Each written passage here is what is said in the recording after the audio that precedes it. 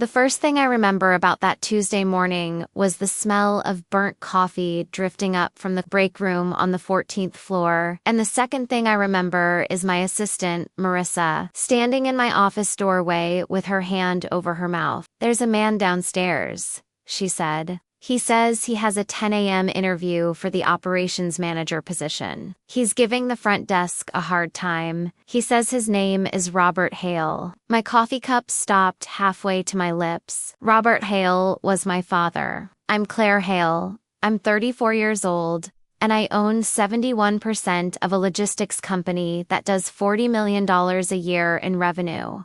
My father didn't know that. My father didn't know much about me at all, because 9 years ago, standing in our kitchen in Ohio, he looked me dead in the eyes and said, "You're going to amount to nothing, Claire. You don't have what it takes. Stop wasting everyone's time." I was 25 years old. I had just been laid off from my second job in 2 years. I was sleeping on my sister's couch, and my own father told me I was a waste of time. I want you to sit with that for a second, because what happened 9 years later in that lobby is the kind of thing you couldn't write in a movie and have anyone believe it. Let me take you back, because the betrayal didn't start in that kitchen. It started years earlier, and it was quiet, and it was patient, and it wore a smile. My dad was what people called a tough love parent. Every report card that wasn't perfect got a lecture. Every job I took that wasn't impressive enough got compared, out loud, to my cousin Daniel, who became an orthodontist at 27. My dad would say things like, "I'm just being honest with you, Claire. Someone has to be." He said it so calmly, so reasonably, that for years I believed the problem really was me. It wasn't until I was older that I understood what he was actually doing. He wasn't being honest. He was managing me, keeping me small, keeping me dependent, keeping me coming back for approval he had no intention of ever giving. Because as long as I believed I was the problem, I would never leave. And I would never stop trying to prove him wrong by staying close. When I lost my second job, a marketing role that got cut in a round of layoffs that had absolutely nothing to do with my performance, I called him. I was 25, scared, and humiliated. I needed maybe 10 minutes of comfort. What I got instead was 22 minutes of him listing every mistake I had made since high school. I counted them later, lying on my sister's couch at 2 a.m., unable to sleep. 22 minutes. I know because I still had the call log. That was the night I stopped calling him for anything that mattered. Here's the part where I tell you that I didn't get revenge by getting lucky. I got it by getting relentless. I took a job nobody wanted, dispatch coordinator at a regional freight company.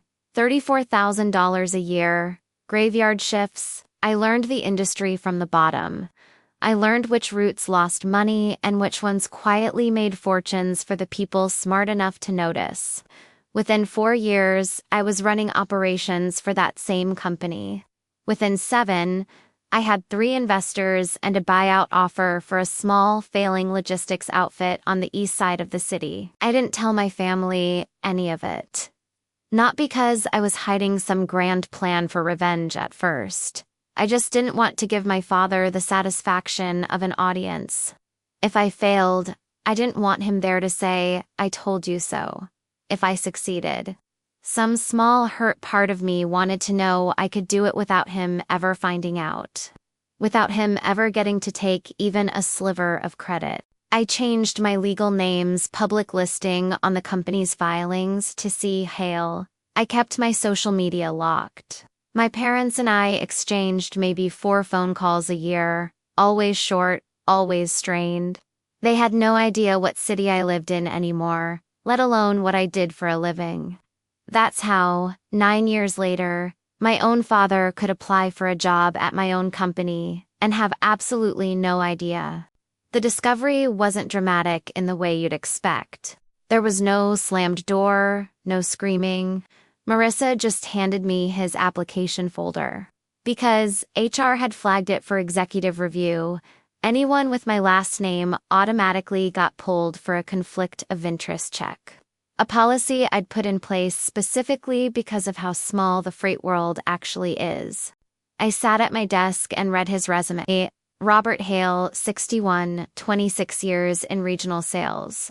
Laid off 14 months ago when his company restructured, 11 months of unemployment, 4 rejected applications listed in his cover letter, which is a strange and slightly desperate thing to disclose. But I understood immediately why he'd done it. He was begging. My father, who once told me I'd amount to nothing, was begging a stranger's company for a $58,000 a year operations role because he'd run out of options and out of pride. My hands were cold reading it.